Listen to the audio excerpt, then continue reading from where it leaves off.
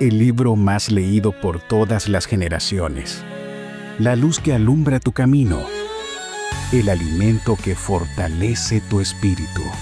Narrado por Wendy Necio Sub, la Biblia en 365 días. 21 de noviembre, día 325 de este viaje emocionante de fe por la Biblia en 365 días. Y el tema de hoy es cuando la gloria de Dios vuelve a llenar lo que el dolor vació. Hay días en los que nuestra vida se siente como un edificio en ruinas, como un templo vacío, como un lugar donde antes hubo vida, pero ahora solo queda silencio. Y uno piensa, ¿será que Dios todavía quiere volver? Pero hoy, en el día 325, la Biblia nos entrega una respuesta tan poderosa que puede cambiar la forma en la que ves tu propia historia. La gloria de Dios sí vuelve, y vuelve a llenar exactamente lo que el dolor dejó vacío. Nuestras lecturas el día de hoy las encontramos en Ezequiel capítulo 42, verso 1 hasta el capítulo 43, verso 27. Santiago capítulo 5, versos del 1 al 20, el Salmo 119, versos del 1 al 16, y Proverbios capítulo 28, versos 6 y 7. En Ezequiel capítulos 42 y 43, durante los capítulos enteros de medidas, de cámaras, de pasillos, de planos, parece que nada está pasando. Pero en el cielo, esos detalles son señales. Y Dios está preparando espacio para volver. Porque así como el dolor deja huecos, la gloria también busca habitaciones donde habitar. Y cuando finalmente llegamos al capítulo 43, Ezequiel escucha un sonido como el rugido de muchas aguas. Y no era ruido, es Dios regresando. Es la evidencia de que nada ni nadie puede impedir que el Espíritu Santo vuelva a los lugares que le pertenecen. Hoy también leemos Santiago 5, donde terminamos el capítulo y vemos una fe práctica, una oración que sana, una integridad que pesa más que cualquier riqueza. Luego volamos al Salmo 119, versos del 1 al 16, donde el salmista clama, por favor Dios, no te des por vencido conmigo. Y descubrimos que la palabra de Dios no solo nos corrige, sino que reconstruye los rincones donde nuestro propio corazón se partió. Así que hoy Dios trae muchas verdades. Lo que se vació por el dolor, Él lo llena con su gloria. Lo que se quebró en el proceso, Él lo restaura con su presencia. Lo que el enemigo vació, Dios lo vuelve a ocupar. Así que este no es un episodio donde Dios solo nos visita. Es un episodio donde Dios vuelve para quedarse. Ora conmigo y dile, Señor, gracias porque tú no te asustas de mis espacios vacíos. Tú no huyes de mis ruinas, ni te incomodan mis grietas. Hoy te pido que vuelvas a llenar lo que el dolor vació. Mis pensamientos, mis recuerdos, mi espíritu cansado. Que tu gloria regrese con fuerza. Que sane las heridas más profundas de mi vida. Que tu presencia haga en mí un lugar donde tú te sientas en casa. Quiero tu presencia en mi vida, Espíritu Santo. Restaura, purifica, sana, transforma. Que este día 325 sea un recordatorio para nosotros de que tú siempre vuelves y que vuelves para quedarte. Oramos en el nombre de Jesús. Amén. Y ahora te pido que tomes tu Biblia, tu lapicero, tu cuaderno, le pidas al Espíritu Santo que te hable. Te abroches bien los cinturones. Comenzamos. Ezequiel capítulo 42. Luego el hombre me llevó afuera del atrio del templo por la puerta norte. Entramos al atrio exterior y llegamos a un conjunto de habitaciones edificadas contra el muro norte del atrio interior. Esta estructura tenía 53 metros de largo y 26 metros con 50 centímetros de ancho. La entrada abría hacia el norte. Un grupo de habitaciones daba al espacio del atrio interior que tenía 10 metros con 60 centímetros de ancho.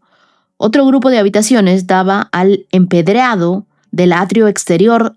Ambos grupos tenían 3 pisos de alto y estaban construidos uno frente al otro. Entre los dos grupos de habitaciones se extendía un pasillo de 5 metros con 30 centímetros de ancho, que recorrían los 53 metros de largo del complejo, y todas las puertas daban al norte. Cada uno de los dos pisos de arriba era más angosto que el de debajo, porque era necesario dejar espacio delante de ellos para los pasillos, dado que eran 3 pisos y no tenían columnas de apoyo como las habitaciones de los atrios. Cada piso de arriba comenzaba más atrás en relación con el piso de debajo. Había un muro exterior de 26 metros con 50 centímetros de largo, que separaba las habitaciones del atrio exterior. Este muro agregaba longitud al conjunto exterior de habitaciones, que medía solo 26 metros con 50 centímetros de largo, mientras que el conjunto interior, las habitaciones que daban al templo, tenían 53 metros de largo. Desde el atrio exterior había una entrada a esas habitaciones por el oriente. En el lado sur del templo habían 2 grupos de habitaciones entre el templo y el atrio exterior. Inmediatamente al sur del atrio interior, estas habitaciones estaban dispuestas de la misma manera que las habitaciones del lado norte. Había un pasillo entre ambos grupos de habitaciones, igual que en el complejo de edificios del lado norte del templo. Este complejo de habitaciones medía lo mismo de largo y de ancho que el otro complejo y tenía las mismas entradas y puertas. Las dimensiones de uno y otro eran idénticas, de modo que había una entrada en el muro frente a las puertas del conjunto interior de habitaciones y otra entrada en el lado oriental al final del pasillo interior. Luego el hombre me dijo: esas habitaciones que dan al templo desde el norte y el sur son santas. Aquí es donde los sacerdotes que ofrezcan sacrificios al Señor comerán las ofrendas más santas. Ahora bien, dado que estas habitaciones son santas, se usarán para guardar las ofrendas sagradas, las ofrendas de grano, las ofrendas por el pecado y las ofrendas por la culpa. Cuando los sacerdotes salgan del santuario, no deberán ir directamente al atrio exterior. Primero tendrán que quitarse la ropa que llevaban puesta mientras oficiaban, porque esa ropa es santa. Deberán ponerse otra ropa antes de entrar a los sectores del complejo abiertos al público. Cuando el hombre terminó de medir la zona interior del templo, me llevó por la entrada oriental para medir todo el perímetro. Midió con su vara el lado oriental y resultó tener 265 metros de largo. Luego midió el lado norte y también tenía 265 metros. El lado sur también tenía 265 metros y lo mismo del lado occidental, 265 metros. Así que la zona medía 265 metros en cada lado y tenía un muro alrededor para separar lo santo de lo común. Ezequiel capítulo 43. Después el hombre me llevó de regreso a la puerta oriental. De pronto la gloria del Dios de Israel apareció desde el oriente. El sonido de su venida era como el rugir de aguas torrentosas y todo el paisaje resplandeció con su gloria.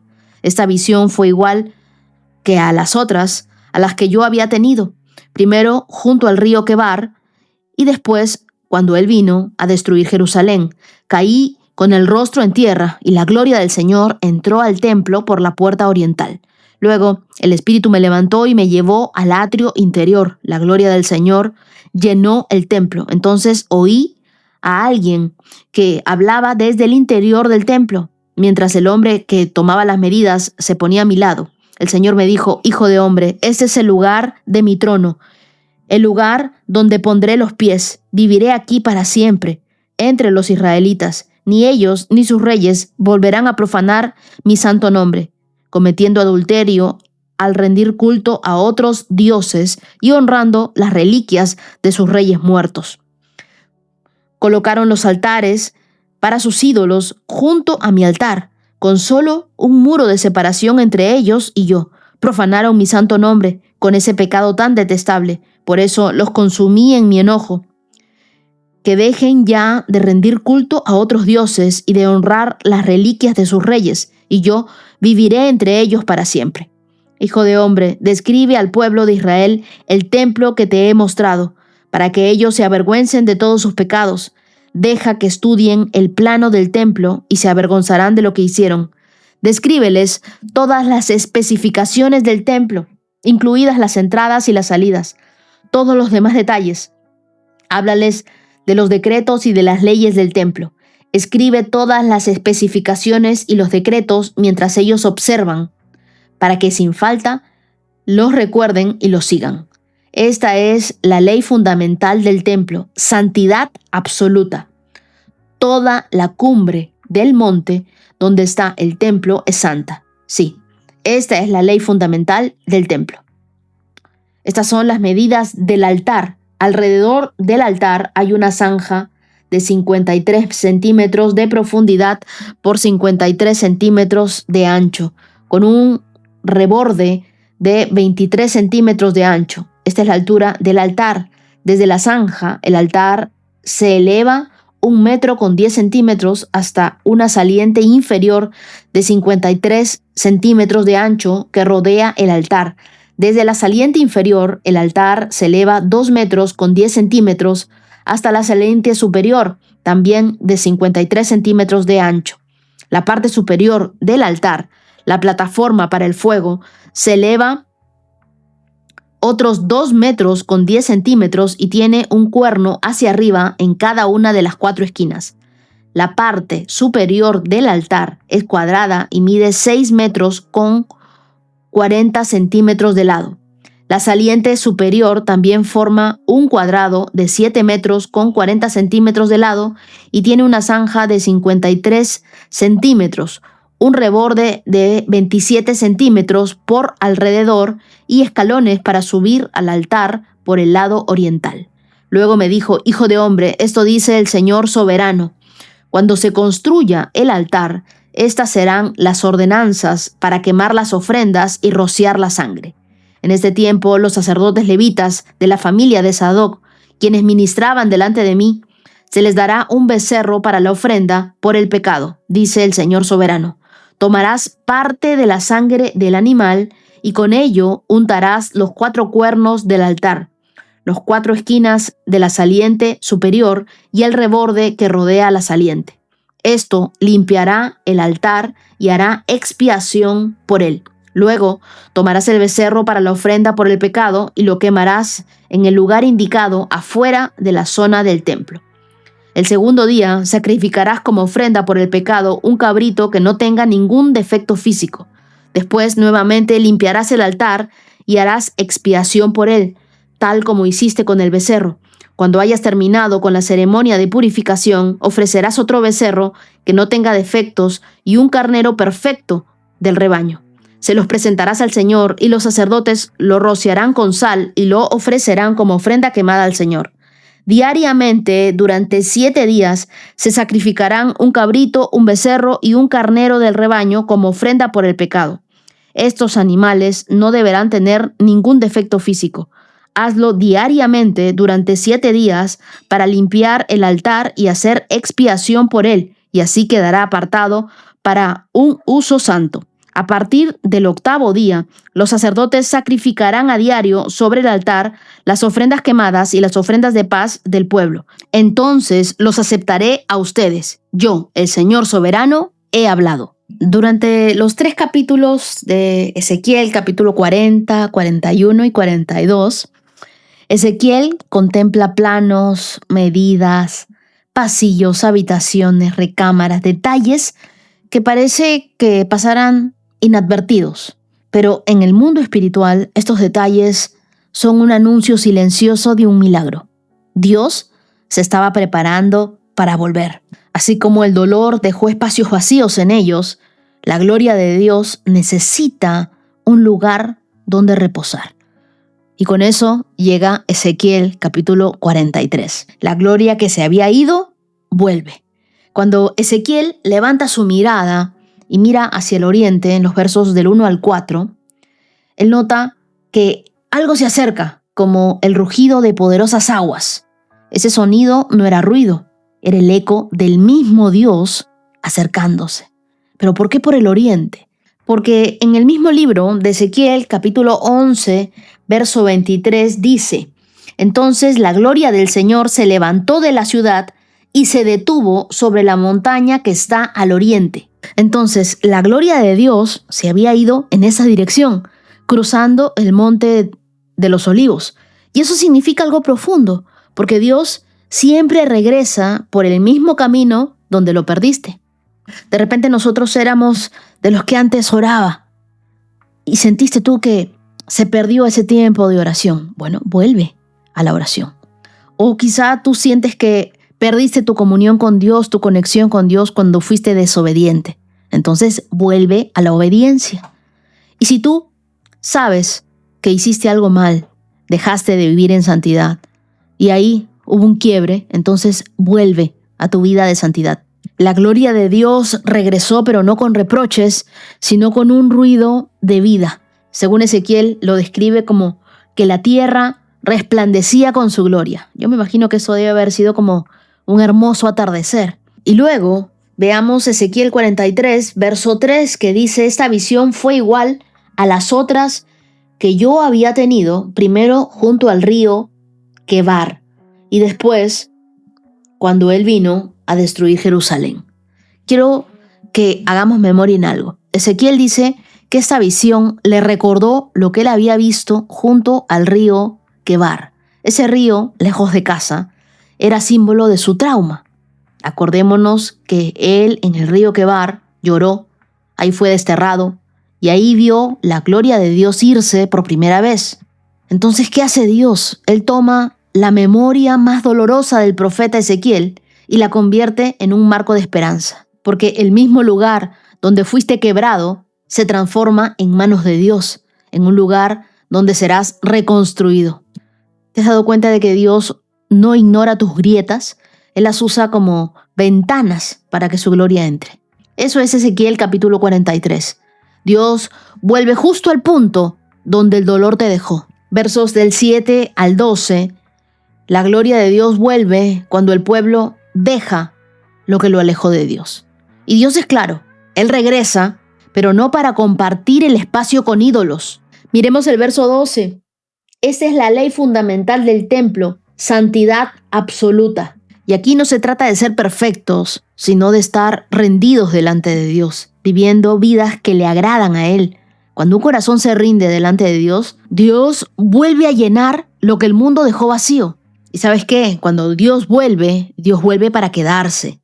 El verso 7 de Ezequiel capítulo 43 nos dice: este es el lugar de mi trono, el lugar donde pondré los pies. Viviré aquí para siempre entre los israelitas. Después de capítulos y capítulos de juicio, de sequedad, de dolor, de traición, de exilio, Dios dice: aquí viviré para siempre. No dice por un momento, no dice hasta que vuelvas a fallar, dice para siempre.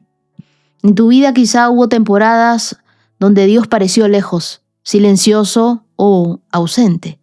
Pero Ezequiel 43 te dice que cuando Dios decide volver, no vuelve a medias, Él vuelve para quedarse. En los versos del 18 al 27 vemos que la visión concluye con sacrificios, con purificación, con consagración. Para Israel eso significaba volver al sistema que había hecho Moisés. Para nosotros significa volver a Cristo, el sacrificio perfecto, el altar eterno, la puerta de regreso a la presencia. ¿Te has dado cuenta que la restauración siempre pasa por un altar? Hace poco leímos Hebreos 9, donde se nos explica que Jesús hizo lo que ningún sacrificio del templo podía lograr. Él abrió un acceso permanente. Eso significa que la gloria de Dios vuelve a tu vida cada vez que tú te acercas a Jesús. No a tu fuerza, no a tu mérito, tampoco a tu disciplina, sino a Él. La gloria de Dios vuelve donde hay una vida rendida.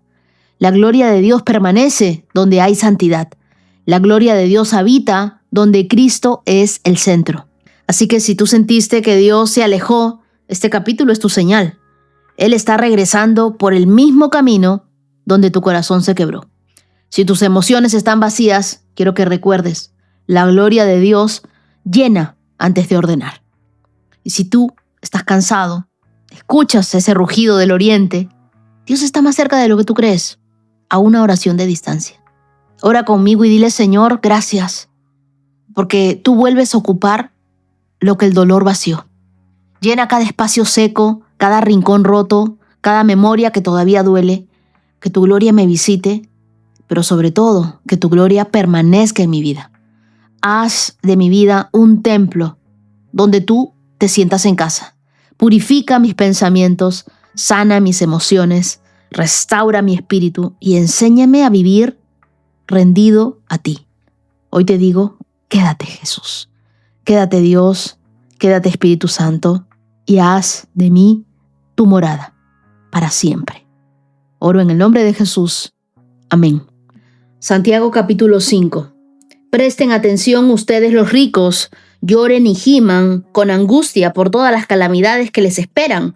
Su riqueza se está pudriendo y su ropa fina son trapos carcomidos por polillas. Su oro y su plata se han corroído. Las mismas riquezas con las que contaban les consumirán la carne como lo hace el fuego. El tesoro corroído que han amontonado testificará contra ustedes el día del juicio.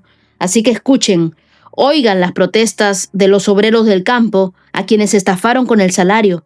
Los reclamos de quienes les cosechan sus campos han llegado a oídos del Señor de los ejércitos celestiales. Sus años sobre la tierra los han pasado con lujos, satisfaciendo todos y cada uno de sus deseos. Se han dejado engordar para el día de la matanza. Han condenado y matado a personas inocentes que ponían resistencia. Amados hermanos, tengan paciencia mientras esperan el regreso del Señor. Piensen en los agricultores que con paciencia esperan las lluvias en el otoño y la primavera. Con ansias esperan a que maduren los preciosos cultivos. Ustedes también deben ser pacientes. Anímense, porque la venida del Señor está cerca. Hermanos, no se quejen unos de otros o serán juzgados, pues miren, el juez ya está a la puerta. Amados hermanos, tomen como ejemplo de paciencia durante el sufrimiento a los profetas que hablaron en el nombre del Señor. Honramos en gran manera a quienes resisten con firmeza en tiempo de dolor. Por ejemplo, han oído hablar de Job, un hombre de gran perseverancia. Pueden ver cómo al final el Señor fue bueno con él, porque el Señor está lleno de ternura y misericordia. Pero sobre todo, hermanos míos, nunca juren por el cielo, ni por la tierra, ni por ninguna otra cosa. Simplemente digan sí o no, para que no pequen o sean condenados. ¿Alguno de ustedes está pasando por dificultades? Que ore. ¿Alguno está feliz? Que cante alabanzas. ¿Alguno está enfermo? Que llame a los ancianos de la iglesia para que vengan y oren por él y lo unjan con aceite en el nombre del Señor. Una oración ofrecida con fe sanará al enfermo y el Señor hará que se recupere. Si ha cometido pecados, será perdonado. Confiésense los pecados unos a otros y oren los unos por los otros para que sean sanados. La oración ferviente de una persona justa tiene mucho poder y da resultados maravillosos. Elías era tan humano como cualquiera de nosotros. Sin embargo, cuando oró con fervor para que no cayera lluvia, no llovió durante 3 años y medio. Más tarde, cuando volvió a orar, el cielo envió lluvia y la tierra comenzó a dar cosechas.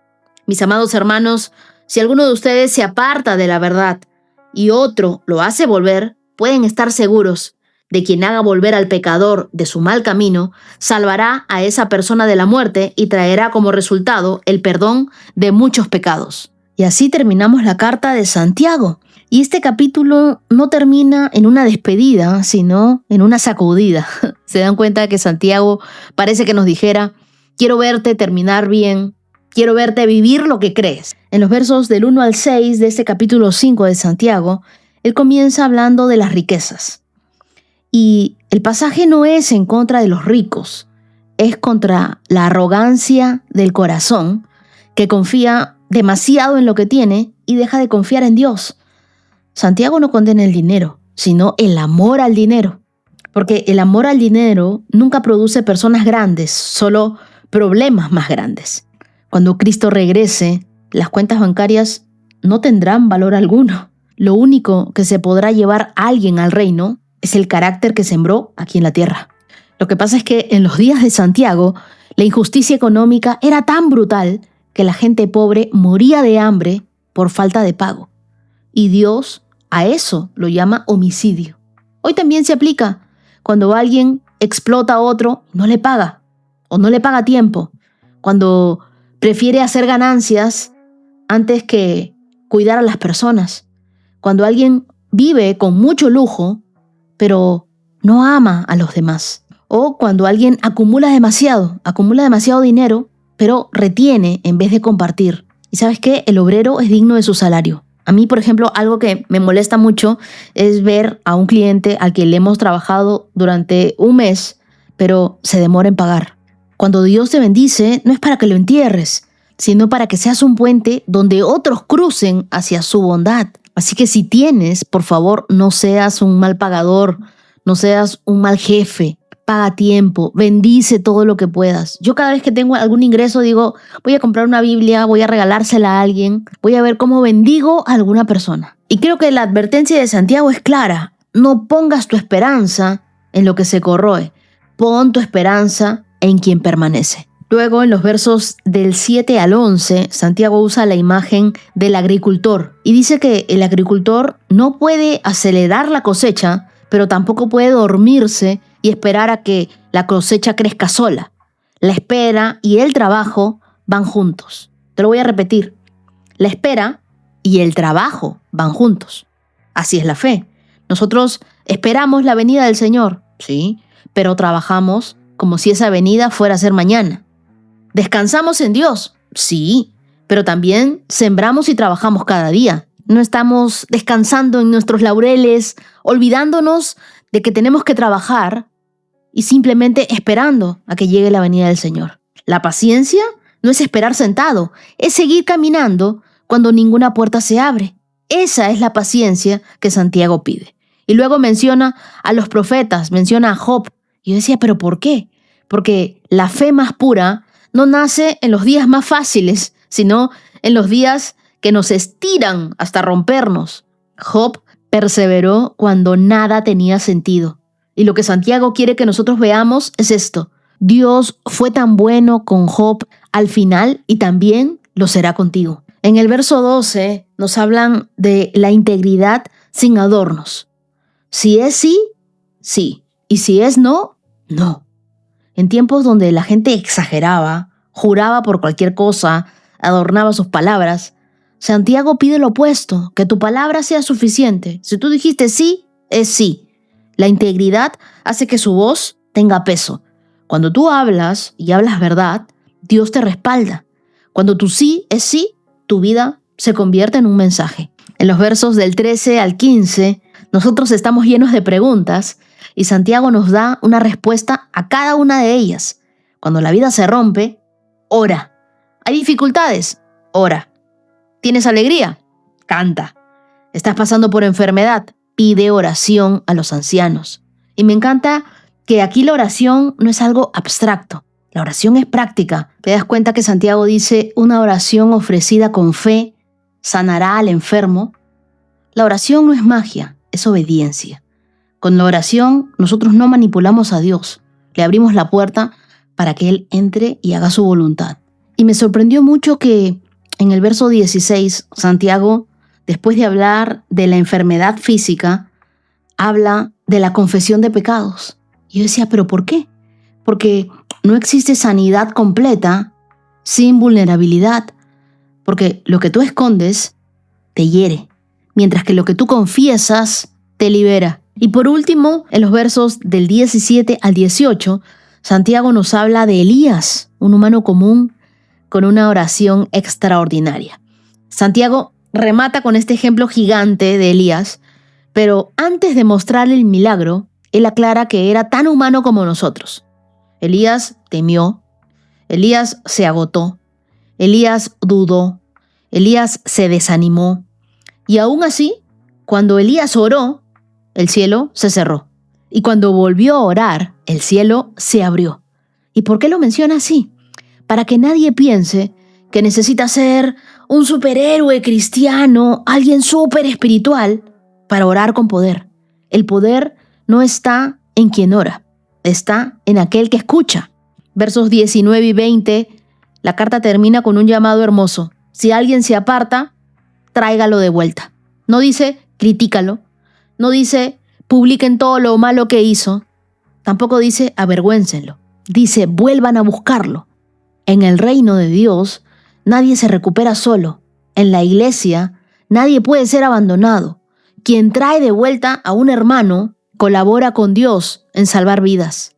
Santiago 5 lo resumiría así: no debo poner mi valor en lo que tengo, sino en quién soy en Dios. No debo permitir que la impaciencia mate lo que Dios está cultivando en mí.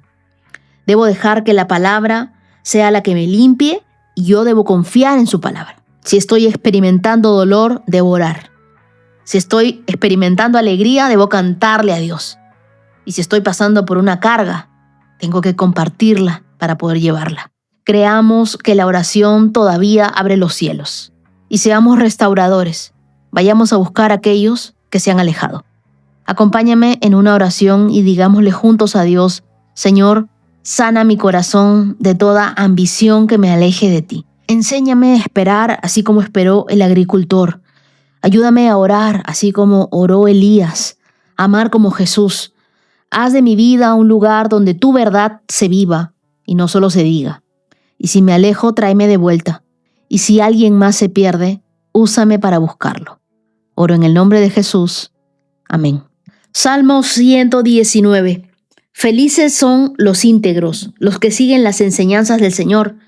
Felices son los que obedecen sus leyes y lo buscan con todo el corazón. No negocian con el mal y andan solo en los caminos del Señor. Nos has ordenado que cumplamos cuidadosamente tus mandamientos.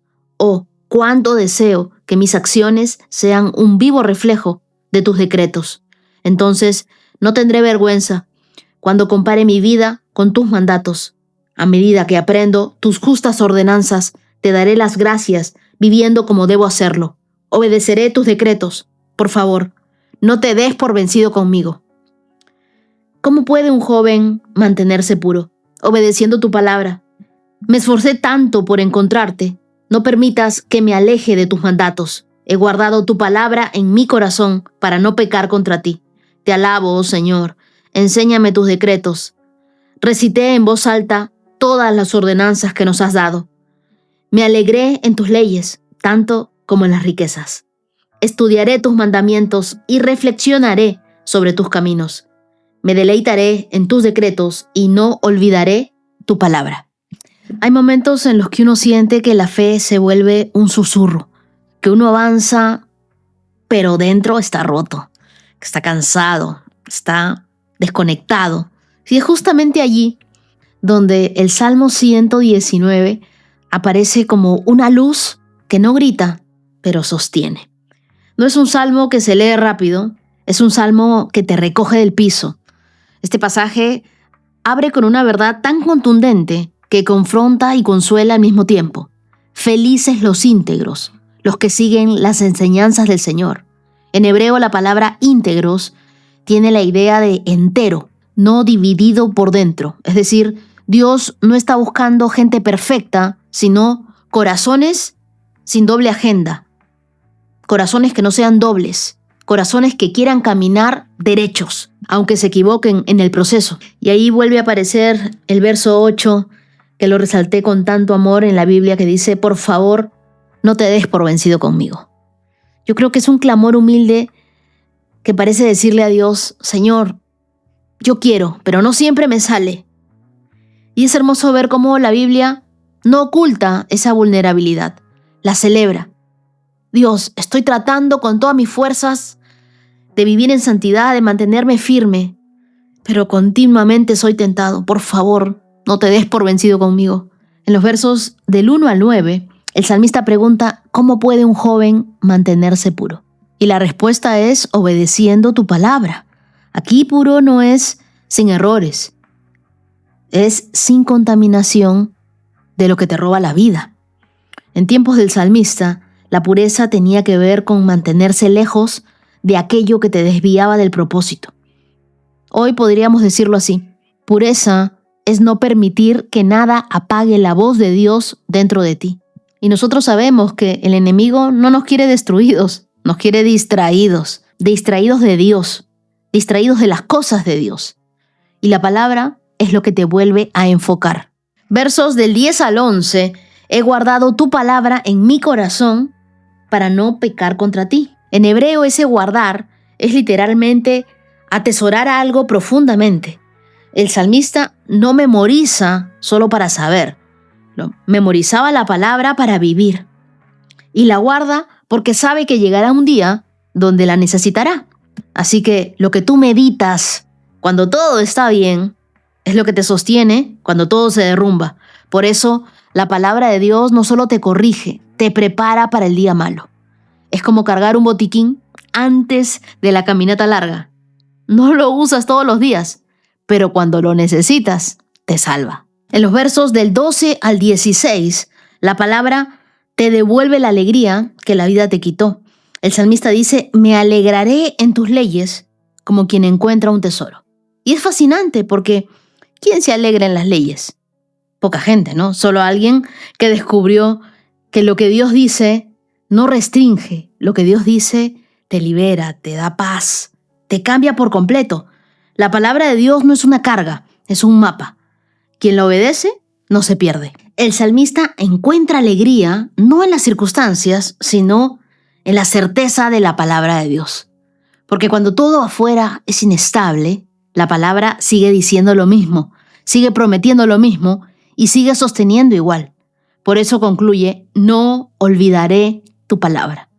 No porque tenga buena memoria, sino porque la palabra se volvió su respiración, su ruta, su diario vivir. Y sí o no que a nosotros también, que leemos la Biblia, la palabra de Dios se ha vuelto ese tesoro, una alegría. Sin ella ya no me veo viviendo mi día a día. Ora conmigo y dile, Señor, gracias, porque tu palabra no viene a acusarme, sino a levantarme. Haznos íntegros, límpianos por dentro, enfoca nuestro corazón. Por favor, Dios, no te des por vencido conmigo. Enséñame a guardar tu palabra como mi tesoro más valioso. Haz que disfrute tus caminos, que me enamore de ella. Recuérdame tus verdades, que yo viva aquello que tú dices. Hoy me acerco no para saber más, sino para ser transformada en el espejo de tu palabra. Te lo pido, Dios, en el nombre de Jesús. Amén. Proverbios capítulo 28, verso 6. Es mejor ser pobre y honesto que ser rico y deshonesto. Los jóvenes que obedecen la ley son sabios. Los que tienen amigos desenfrenados traen vergüenza a sus padres. Vamos primero con el verso 6. Es mejor ser pobre y honesto. Cuando la Biblia nos dice que es mejor, significa que es superior, que es más valioso, de mayor peso. Es decir, Dios está diciendo que hay algo más pesado, más sólido y más eterno que el dinero, la integridad. La cultura actual aplaude el éxito rápido, los atajos, lo que funciona. Pero Dios mide diferente. Él mira el corazón. El que dice, prefiero perder plata antes que perder mi paz. Porque al final la integridad te da algo que ninguna riqueza puede comprar. Dormir en paz, vivir liviano, caminar sin esconder nada. El que es honesto, aunque tenga poco, lo tiene todo. Mientras que el deshonesto, aunque tenga mucho, lo ha perdido todo.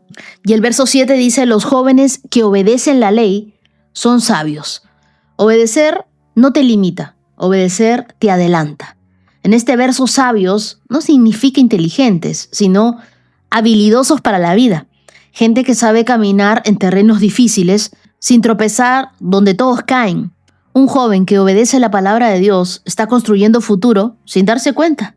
Está evitando cicatrices que otros sí cargan y está formando una sensibilidad espiritual que lo hará reconocer la voz de Dios en un mundo ruidoso.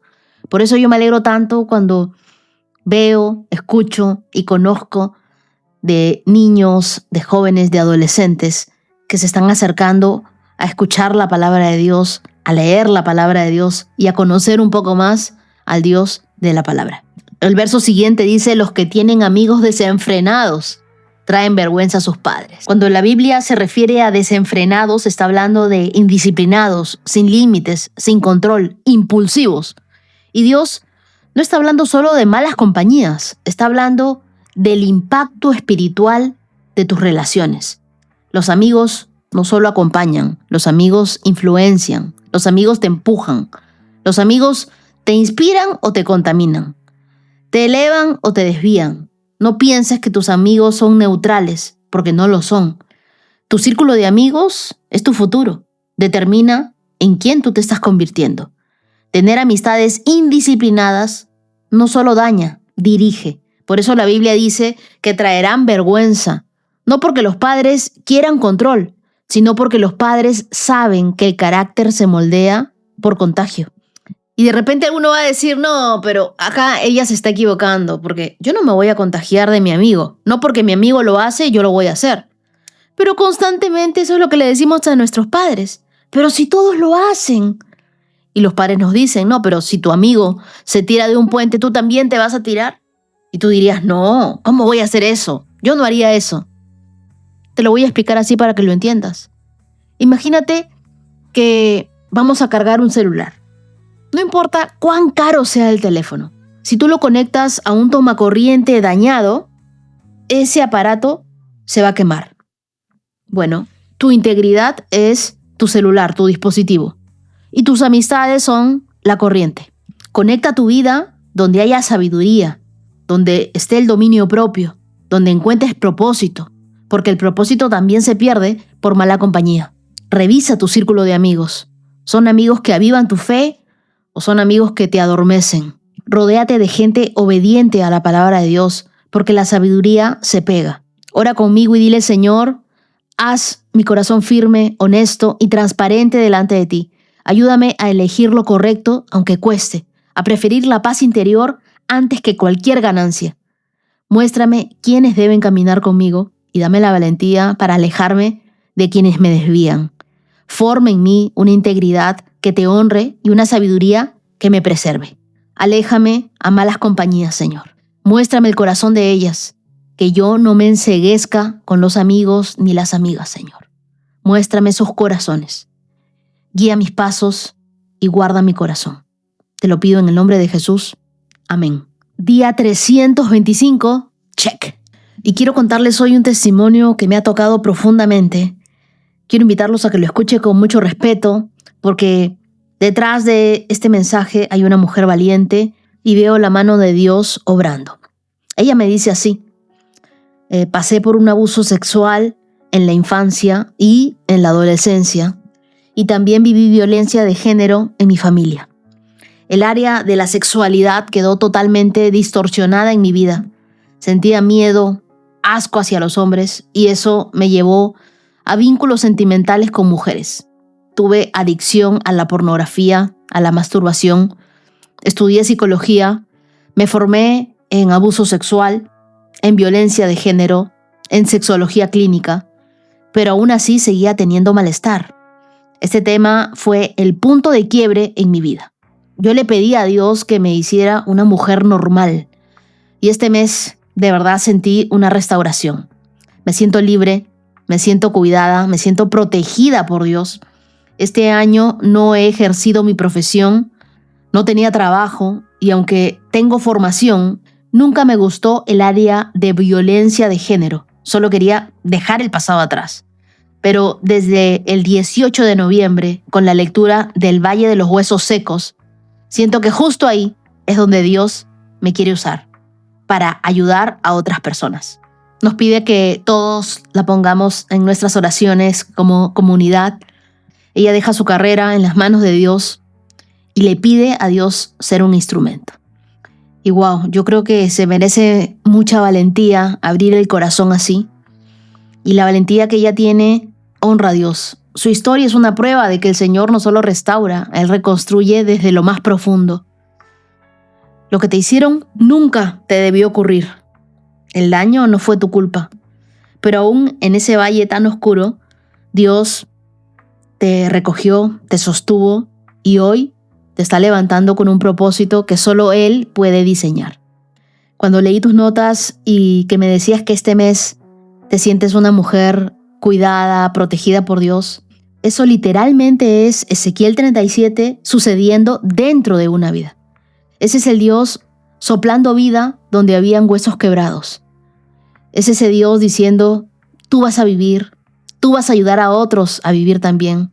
Y quiero recordarte que tú no eres lo que te hicieron, no eres lo que sufriste, tú eres lo que Dios está formando en ti, y lo que un día te rompió, ahora será tu autoridad para sanar a otros. Gracias por permitirme contar tu historia de forma anónima, y me gustaría que todos oremos por esta mujer valiente. Señor, gracias por esta hija tuya. Tú conoces cada parte de su historia, tú has sellado su libertad, fortalece su identidad, capacítala, abre puertas en su profesión, protégela de toda oposición, úsala como un instrumento de restauración para muchas personas. Oramos por ella en el nombre de Jesús. Amén. Y también me gustaría que escuches este testimonio en audio de Catalina. Hola Wendy, espero que te encuentres muy bien. Mi nombre es Catalina y bueno, ya hemos hablado aquí varias veces. Te escucho desde el año pasado, desde antes del reto, y bueno, aquí seguimos con el reto. Soy de Costa Rica, ahorita estoy viviendo en Canadá. Te vengo a comentar 2 milagros así bien rápidos, pero yo cuando pasaron le dije a Dios que tenía que comentártelos. Uno de ellos fue que aquí en Canadá es muy difícil pasar el examen de manejo. He escuchado historias que han tenido que hacerlo 5 veces porque es muy complicado. Pero yo estaba muy nerviosa cuando empecé a practicar, tenía mucha ansiedad, no me sentía segura, tenía mucho miedo. Y lo único que hice fue rezarle a Dios y pedirle que me quitara esa ansiedad, que me ayudara en mi examen, que fue el viernes pasado, que me guiara, que estuviera conmigo al volante, que él fuera el que conduciera mi carro. Y también estaba rezando por ablandar el corazón de la persona que fuera a acompañarme, el instructor. Resulta ser que la persona que me acompañó fue una persona súper amable. Está preocupada de que fuera a nevar y ese día no hubo nada de nieve. El clima fue perfecto, si acaso un poco de viento. Y creo que nunca había manejado también en mi vida. De verdad que Dios fue el que manejó ese carro durante esos 30 minutos que duró el examen. Estaba muy nerviosa por el parquear en paralelo y me salió súper bien a la primera, ni siquiera tuve que hacerlo otra vez y pasé mi examen a la primera. Entonces, de verdad te quería comentar eso porque sinceramente no hay otra explicación y que fue Dios el que guió ese carro ese día. Y la segunda es que ayer me tocaba trabajar a mí, yo trabajo limpiando una escuela y mi compañero pues no pudo ir ese día. Normalmente cuando eso pasa, tengo que hacer el trabajo de él y el mío y es muy pesado. Pero yo le pedí a Dios que me ayudara en ese día tan pesado. Y también ella a nevar. Y cuando nieva, a nosotros nos toca limpiar. Y yo estaba preocupada que me iba a tocar limpiar a mí sola. Y tras de eso hacerme cargo de la escuela. Y pues estaba preocupándome por muchísimas cosas. Desde la semana pasada estaba preocupada por eso. Tras de eso me levanto el día anterior y decía que iba a nevar un 80%. Hasta que dije, no, la verdad es que yo voy a dejarle esto a Dios y que tenga que pasar lo que sea. Y yo pues me fui con una mentalidad positiva, hice mi trabajo. Incluso los niños me ayudaron a recoger la basura, me ayudaron, me dio tiempo. Y no nevó, Wendy. No nevó, ni una gota, nada. No tuve que limpiar nieve. Y tal vez esto parezca un poco tonto, pero para mí eso significa un montón porque me alivianó demasiado el trabajo. Y definitivamente esta acción me hace llamar, ¿por qué mujer de poca fe? ¿Por qué no tengo tanta fe? Si Dios es el único que puede controlar el clima, ¿quién más puede? Así que de verdad invito a todos a seguir orando, a seguir confiando que una cosa tan simple como controlar el clima, ¿quién más puede hacer esto? De verdad que el único es Dios. Así que, bueno, mando muchos saludos a ti, a mi familia que está en Costa Rica, a mi papá, a mi mamá, a mis 2 hermanas que también te escuchan y los amo demasiado. Cata, muchas gracias por contarnos estos 2 milagros tan hermosos. Tu historia me recuerda que Dios no solo mueve montañas, también mueve copos de nieve y corazones. Ese día del examen, mientras tú estabas ahí temblando, Él estaba guiando ese volante, preparando el clima, ablandando al inspector y dándole una paz que no venía de ti, sino de Él. Y qué hermoso es escucharte decir que no hay explicación. Así habla alguien que ha visto la mano de Dios de cerca. Gracias por recordarnos que no hay oración pequeña cuando se ora a un Dios grande. Y qué lindo que tu familia en Costa Rica también escuche este podcast. Les envío un gran abrazo a tu papá, a tu mamá, a tus hermanas. Gracias por caminar juntos en esta aventura de la Biblia en 365 días. Ahora quiero agradecer a los corazones generosos de esta hermosa comunidad. Que Dios te bendiga, Liliana Arias. Muchas gracias, mi querida Cora. Y quiero regalarles el Salmo 84, que nos habla sobre la morada de Dios. El verso 5 dice: ¡qué alegría para los que reciben su fuerza del Señor, los que se proponen caminar hasta Jerusalén! Cuando anden por el valle del llanto, se convertirá en un lugar de manantiales refrescantes. Las lluvias de otoño lo cubrirán de bendiciones. Ellos se harán cada vez más fuertes y cada uno se presentará delante de Dios en Jerusalén.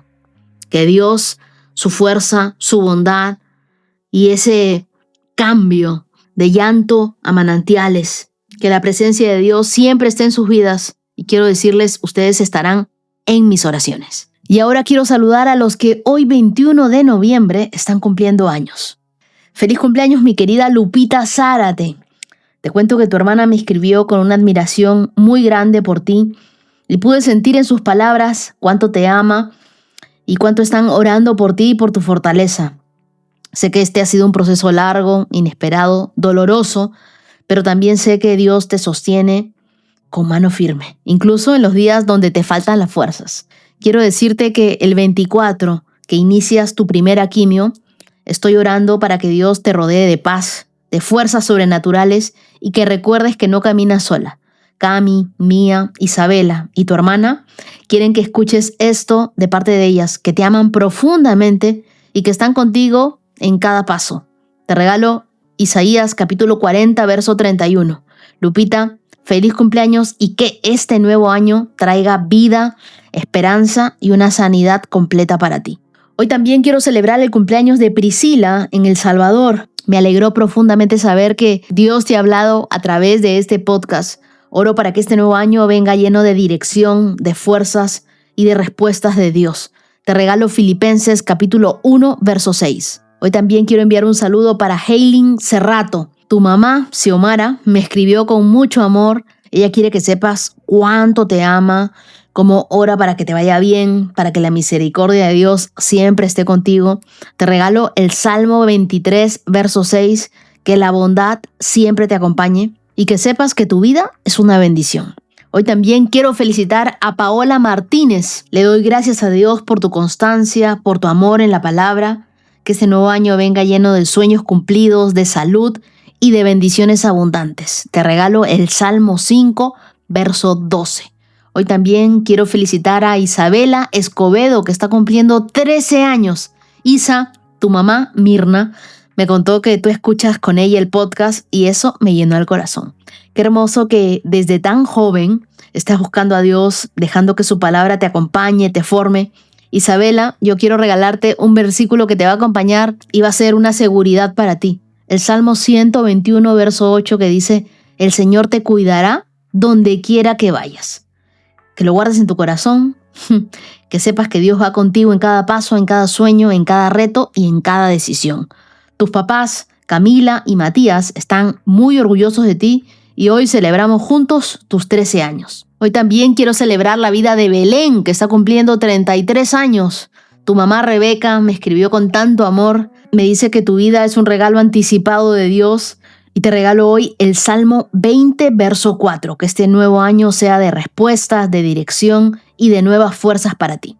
Feliz cumpleaños para Maylin Rodríguez desde Costa Rica. Muchas gracias por ser una íntima en esta comunidad, por acompañarnos desde el año pasado y ahora en el reto. Dios te ha sostenido con su palabra, te ha dado esperanza, te ha acompañado en todos tus momentos, para que este nuevo año sea un tiempo de fuerzas nuevas, de puertas abiertas y de certeza de que Dios camina contigo. Te regalo el Salmo 3, verso 3. Hoy también quiero enviar un saludo muy especial para Maricruz en Cuernavaca, Morelos, México. Sé que tú eres una mujer constante, una oyente perseverante, que la palabra de Dios ha bendecido tu corazón. Oro para que este nuevo año veas promesas cumplidas y sobre todo el anhelo más profundo de tu corazón. Te quiero regalar Efesios capítulo 3, verso 20. Y hoy también quiero saludar a Sharik Serpa.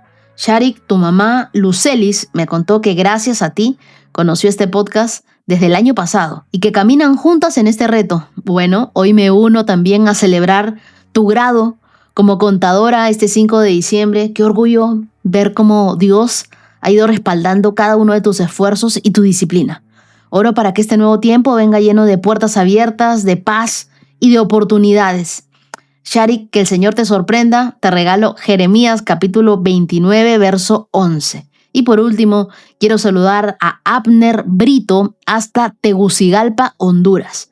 Abner, tú eres un íntimo más desde el día 1. Oro para que este nuevo año sea de fortaleza, de puertas abiertas y de mucha sabiduría. Que donde vayas se note que tú caminas con Jesús. Te regalo el Salmo 138, verso 8. Querida comunidad, muchas gracias por acompañarme hasta aquí. Nos vemos el día de mañana con más de la palabra de Dios. Bendiciones y shalom, shalom. 365 con Dios, con Wendy Necio Sub.